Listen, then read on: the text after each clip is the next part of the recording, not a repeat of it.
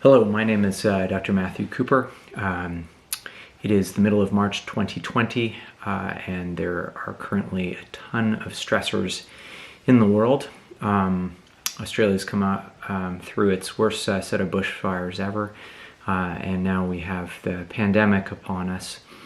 There's a lot of stress in the world. Today I thought it was appropriate, and I'd like to talk to you about the use of cannabis in treating post-traumatic stress disorder. This is something that I'm very familiar with in my cannabis work.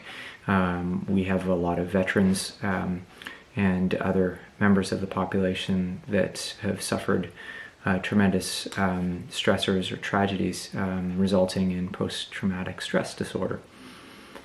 Most of the patients that we see have already exhausted conventional therapies, including counseling and medical therapy through psychiatrists, and come to us in looking for an alternative approach. I have found some good success with a number of strains, but first I think it prudent just to go through some of the exclusionary criteria. So it's important to establish that the patient does not have any history of schizophrenia, or alternatively is pregnant, breastfeeding, has end-stage liver disease, or alternatively has unstable cardiac disease such as a tachyarrhythmia. In terms of strain selection, again, I would opt for an oil which would confer between a 6 to 8 hour period of efficacy. And I would opt for a balanced oil whereby the level of CBD and THC is comparable.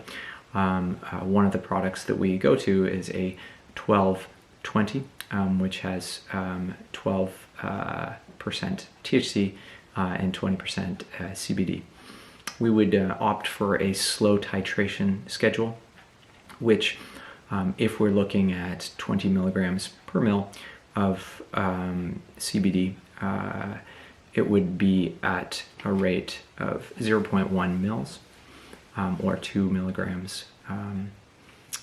Initially, we would do that for a 3-day period and then escalate it to 0.2 milliliters and so on over the course of days until we start to notice some improvement in the individual symptoms.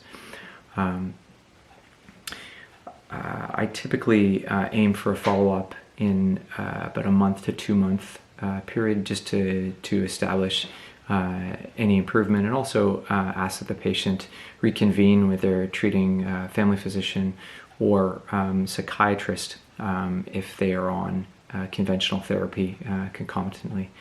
I hope you found this educational, and I know that it's been tremendously beneficial for a number of my patients. The one thing I will let you know is often there tends to be larger volumes necessary for treating PTSD versus an anxiety disorder. So bear that in mind.